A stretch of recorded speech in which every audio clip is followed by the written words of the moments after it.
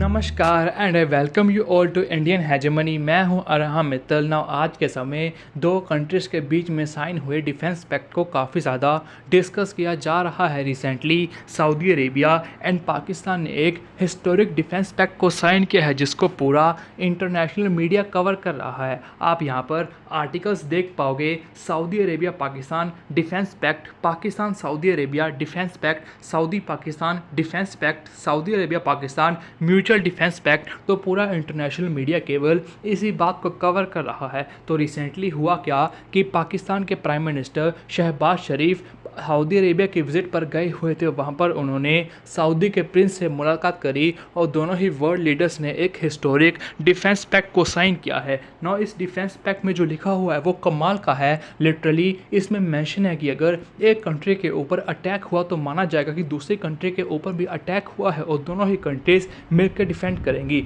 जैसे नाटो का आर्टिकल 5 कहता है कि अगर एक नाटो कंट्री के ऊपर अटैक हुआ तो माना जाएगा सारी नाटो कंट्रीज़ के ऊपर अटैक हुआ है और सारी नाटो कंट्रीज मिलके उस कंट्री के अगेंस्ट अटैक करेंगी। तो ऐसा ही सेम इस डिफेंस पैक्ट में हुआ है। जैसे 2001 में यूएस सारी नाटो कंट्रीज को लेके अफगानिस्तान में कूद पड़ा था, वैसा ही यहाँ पर भी मेंशन है कि अगर सऊदी अरेबिया पर अटैक हुआ तो माना जाएगा पाकिस्तान के ऊपर भी अटैक हुआ है और पाकिस्तान को सऊदी अरेबिया की हेल्प करने आना पड़ेगा और दोनों ही कंट्रीज मिलकर डिफेंड करेंगी एंड वाइस वर्सा। नाउ इस वीडियो में हम समझने की कोशिश करेंगे कि इस डिफेंस पैक्ट का सऊदी अरेबिया को कितना एडवांटेज है, पाकिस्तान को कितना एडवांटेज है और इसका इम्पैक्ट हमारे प्यारे भारत पे क्या पड़ने वाला है।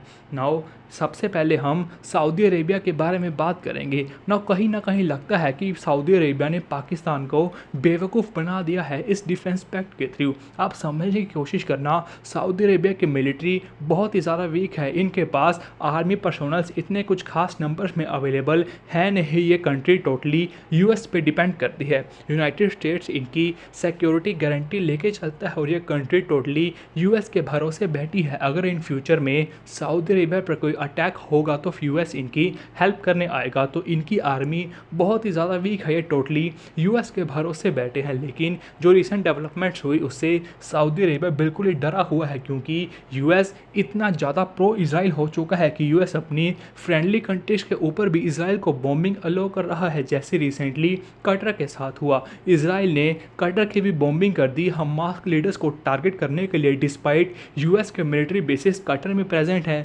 यूएस और कतर के इतने ज़्यादा फ्रेंडली रिलेशन हैं, लेकिन फिर भी यूएस ने अलाउ किया इजराइल को कि आप कतर की बॉम्बिंग कर सकते हो। इन सब डेवलपमेंट्स के बाद सऊदी अरेबिया पैनिक में चला गया है क्योंकि इनका तो केवल एक भरोसा ही यूएस है कि यूएस इनको बचाने आएगा। अगर यूएस इस हिसाब से काम कर रहा है तो सऊदी अरेबिया की सिक्योरिटी के ऊपर एक बहुत ही ज़्यादा क्वेश्चन मार्क बड़ा लग जाएगा। तो सऊदी अरेबिया कोई ना कोई बकरा चाहिए था जो कि इनको पाकिस्तान के रूप में मिला और इन्होंने पाकिस्तान के साथ डिफेंस पैक्ट साइन कर लिया जिससे ये कल ईजिली पाकिस्तान के मिलिट्री को बुला पाएंगे। तो सऊदी अरेबिया ने इस डिफेंस पैक्ट से यूएस की अपनी डिपेंडेंसी को बहुत ही ज़्यादा कम किया है। जिसका सऊदी अरेबिया को डर था कि यूएस कल को इजराइल को अलाउ कर सकता है कि आप सऊदी अरेबिया की बॉम्बिंग कर दो। तो सऊदी अरेबिया ने उस चीज़ को अपने आप से सेव कर लिया है और इनकी आर्मी तो बहुत ही ज़्यादा वीक है। इनके पास नंबर्स भी इतने कुछ खास इंप्रेसिव है नहीं। ना सऊदी अरेबिया को थ्रेट क्या है, इनको दो सबसे बड़े थ्रेट हैं। सबसे बड़ा थ्रेट है इनको इजराइल से और दूसरा इनको सबसे बड़ा थ्रेट है ईरान से। ना सबसे पहले हम इजराइल के बारे में बात करेंगे। इजराइल के president Benjamin Netanyahu greater Israel की बात करते हैं जिसमें आधा सऊदी अरेबिया भी कवर होता है और बेंजामिन नेतन्याहू ग्रेटर इजराइल को लेके काफ़ी ज़्यादा सीरियस हैं और डोनाल्ड ट्रंप भी इस आइडिया को सपोर्ट करते हैं। तो जो इजराइल करेगा तो यूएस को उसको पक्का सपोर्ट करता ही है। तो उस हिसाब से लगता नहीं है कि यूएस सऊदी अरेबिया की हेल्प करने आएगा इजराइल के अगेंस्ट। तो सऊदी अरेबिया को कोई ना कोई पार्टनर तो चाहिए जो सऊदी अरेबिया की हेल्प करे। सो इजराइल के अगेंस्ट अब इनको पाकिस्तान मिल गया है कि अगर फ्यूचर में इजराइल दूसरे कंट्रीज़ की लैंड कब्जाने जाएगा, ग्रेटर इजराइल के कंसेप्ट को और ज़रा बड़ा करने के लिए, या जैसे इसराइल ने कतर की बॉम्बिंग करे वैसे ही अगर सऊदी अरेबिया की भी बॉम्बिंग करने आया तो पाकिस्तान इनको बचा लेगा। तो इन्होंने यूएस के ऊपर अपनी डिपेंडेंसी कम करके यहाँ पर पाकिस्तान को फंसा लिया है इसराइल से बचने के लिए ना। दूसरा सबसे बड़ा थ्रेट इनको ईरान से है। दोनों ही कंट्रीज मुस्लिम कंट्री, लेकिन फिर भी दोनों ही कंट्रीज के बीच में भयंकर दुश्मनी है, क्योंकि एक कंट्री सुन्नी मुस्लिम है, दूसरी कंट्री शिया मुस्लिम है। तो दोनों ही कंट्रीज के बीच में भयंकर लेवल की दुश्मनी है। और जैसे ही यूएस ने ईरान की बॉम्बिंग करी थी, ईरान ने बदले में यूएस के मिलिट्री बेसिस को टारगेट किया कतर में और सीधा कतर के ऊपर ही मिसाइल्स लॉन्च कर दी। भले ही कतर ने वो मिसाइल्स इंटरसेप्ट कर ली थी, लेकिन फ्यूचर में अगर इसराइल और ईरान के बीच में कॉन्फ्लिक्ट हुई तो कल को ईरान सऊदी अरेबिया को भी टारगेट कर सकता है। तो उस हिसाब से अगर सऊदी अरेबिया को टारगेट किया तो पाकिस्तान को बीच में कूदना ही पड़ेगा। तो एक तरह से ईरान को काउंटर करने के लिए भी सऊदी अरेबिया को पाकिस्तान का बड़ा सपोर्ट मिलने वाला है। खैर उस केस में तो इनको यूएस का भी सपोर्ट मिलेगा, लेकिन एक तरफ से यूएस पहले ही वॉर में उलझा हुआ है। डोनाल्ड ट्रंप चाहते हैं कि रशिया यूक्रेन की वॉर भी सुलझ जाए, तो उस केस में वो मिडिल ईस्ट पे थोड़ा कम फोकस कर रहे हैं। तो इनका पाकिस्तान एक बहुत ही ज़्यादा बड़ा पार्टनर रहने वाला है सऊदी अरेबिया की इन सब जंग से हेल्प करने के लिए। तो सऊदी अरेबिया ने तो इस डिफेंस पैक्ट से काफ़ी कुछ हासिल किया है ना। एक और सबसे बड़ी बात कि पाकिस्तान एक न्यूक्लियर वेपन कंट्री है, पाकिस्तान के पास न्यूक्लियर वेपन्स है और इस डिफेंस पैक्ट से सऊदी अरेबिया को उन न्यूक्लियर वेपन्स का भी एक्सेस मिल चुका है ना। इस डिफेंस पैक्ट से होगा क्या कि मिडल ईस्ट में टेंशंस बहुत ही ज़्यादा इंक्रीज़ होने वाली हैं, क्योंकि इसराइल के पास यूएस को बढ़िया सपोर्ट है, बाकी सऊदी अरेबिया के अब पाकिस्तान का सपोर्ट आ गया है। तो सऊदी अरेबिया के पास भी एक तरह से न्यूक्लियर वेपन्स आ गए हैं। सो ईरान किसी भी तरह से बर्दाश्त कर नहीं सकता कि उनके सभी दुश्मन के पास न्यूक्लियर वेपन्स है, क्योंकि इससे ईरान की एग्जिस्टेंस को एक बड़ा थ्रेट पहुंचेगा। तो अब ईरान भी अपने न्यूक्लियर प्रोग्राम के ऊपर तेज़ी से काम करने वाला है कि पूरी कोशिश करेगा कि जल्दी ना जल्दी कैसे भी करके ईरान के पास भी एक न्यूक्लियर वेपन आ जाए, क्योंकि ईरान के सभी दुश्मन कंट्रीज़ के पास न्यूक्लियर वेपन्स हैं। तो ईरान भी अब तेज़ी से अपने न्यूक्लियर प्रोग्राम के ऊपर काम करेगा और जैसे ही इसकी इंटेल इसराइल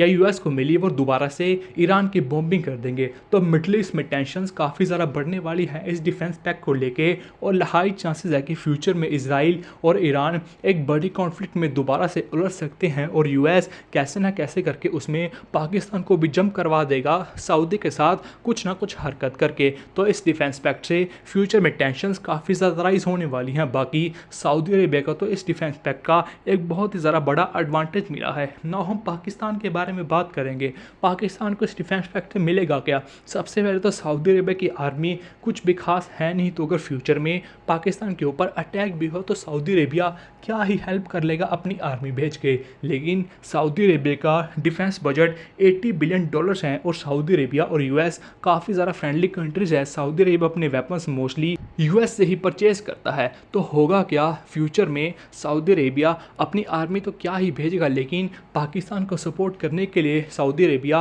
कर इतना सकता है कि अपने जो इन्होंने यूएस से वेपन्स खरीद सकते हैं वो पाकिस्तान को सेंड कर दे, क्योंकि ऑपरेशन सिंदूर के अगेंस्ट जो चाइनीज़ मेड वेपन्स का इंडिया ने बुरा हाल किया है उससे पाकिस्तान के अंदर पैनिक तो ज़रूर होगा। और जैसे ही आगे इन फ्यूचर अगर पाकिस्तान एक कॉन्फ्लिक्ट में उलझता है इंडिया के साथ तो ये पक्का सऊदी अरेबिया से वेपन्स मारने वाले हैं, जो कि ग्राउंड टेस्टेड भी हैं और हाई टेक्नोलॉजी से भी बने हैं और काफ़ी ज़्यादा रिलायबल भी हैं। तो इंडिया के लिए एक बड़ा चैलेंज खड़ा होने वाला है। बाकी वेपन्स को छोड़ के पाकिस्तान कुछ भी खास एडवांटेज है नहीं, उसका केवल डिसएडवांटेज है, क्योंकि सऊदी अरेबिया में इनको अपनी आर्मी भेजनी पड़ेगी। सो अगर सऊदी में ये अपनी आर्मी भेजेंगे तो पाकिस्तान में आर्मी ऑटोमेटिकली कम प्रेजेंट होगी। तो पाकिस्तान को इस डील से केवल नुकसान ही है, केवल इनको थोड़े वेपन्स मिल सकते हैं। लेकिन जिस हिसाब से Donald Trump pro Pakistan president बने हुए हैं वो वेपन्स तो इनको वैसे भी मिल ही जाएंगे किसी ना किसी तरीके से। तो ओवरऑल इस डिफेंस पैक्ट से सऊदी अरेबिया ने तो काफ़ी कुछ गेन किया है, लेकिन पाकिस्तान ने कुछ भी खास गेन नहीं किया है। लेकिन अब हम बात करेंगे कि इसका इम्पैक्ट हमारे प्यारे भारत पे क्या होगा ना। भारत पे इसका इम्पैक्ट काफ़ी ज़रा बड़ा पड़ने वाला है, क्योंकि अगर फ्यूचर में इंडिया सोचेगा कि हमको ऑपरेशन सिंदूर वापस कंटिन्यू करना है, या अगर पाकिस्तान ने कुछ हरकत करी और इंडिया उसको रिटेलिएट करने के बारे में सोचेगा तो हमको पहले रिव्यू करना पड़ेगा, क्योंकि हमारे सऊदी अरेबिया के साथ काफ़ी ज़्यादा फ्रेंडली रिलेशंस है। तो अगर हम पाकिस्तान के ऊपर अटैक करेंगे तो सऊदी अरेबिया भी कैसे ना कैसे इन्वॉल्व हो ही जाएगा इस डिफेंस पैक्ट को लेके। तो सऊदी अरेबिया हमारा एक फ्रेंडली कंट्री हमारे अगेंस्ट आ सकता है। तो अब हमको फ्यूचर में अगर अटैक करना है तो हम थोड़ा सोचना पड़ेगा, लेकिन इसका भी एक आसान रास्ता है, सिंपली सऊदी अरेबिया से और ज़्यादा ऑयल परचेज़ करो। अभी भी हम सऊदी अरेबिया से ऑयल तो परचेज़ करते हैं, लेकिन हमको अपनी ऑयल की परचेजिंग सऊदी अरेबिया से और ज़्यादा बढ़ानी होगी, ताकि सऊदी अरेबिया और इंडिया का ट्रेड इतना ज़्यादा बढ़ जाए कि सऊदी अरेबिया बार बार सोचे पाकिस्तान को सपोर्ट करने के लिए इंडिया के अगेंस्ट, क्योंकि उस केस में इंडिया जो कि इनका ऑयल का एक बड़ा परचेजर है वो इनके हाथ से निकल सकता है, क्योंकि इंडिया पूरी दुनिया में कहीं से भी ऑयल परचेज कर सकता है, लेकिन सऊदी अरेबिया किस किस को ऑयल बेचेगा। तो सऊदी अरेबिया का एक इम्पोर्टेंट कस्टमर अगर ये पाकिस्तान को सपोर्ट करते हैं तो जा सकता है। तो इंडिया को केवल इतना ही करना है कि सऊदी अरेबिया से ऑयल की परचेजिंग और ज़्यादा बढ़ा दो और सऊदी अरेबिया को इतना ज़्यादा डिपेंडेंट कर दो कि इंडिया से इनकी इनकम बहुत ही ज़्यादा बड़ी है और ये पाकिस्तान को सपोर्ट ही ना कर पाए। तो आने वाला टाइम टेस्टिंग ज़रूर रहने वाला है, लेकिन इसका भी एक ईजी सोल्यूशन अवेलेबल है। बाकी आपको होपफुली इस डेवलपमेंट के बारे में अच्छी तरह से आइडिया लग गया होगा कि पाकिस्तान को इसका क्या एडवांटेज है, इंडिया के ऊपर भी इसका क्या इम्पैक्ट है, बाकी सऊदी को भी इसका क्या एडवांटेज है। बाकी इसके रिलेटेड अगर फ्यूचर में कोई अपडेट्स आई तो आपको वीडियो बना के बता दूंगा। होपफुली मिलेंगे नेक्स्ट वीडियो में। Till then take care.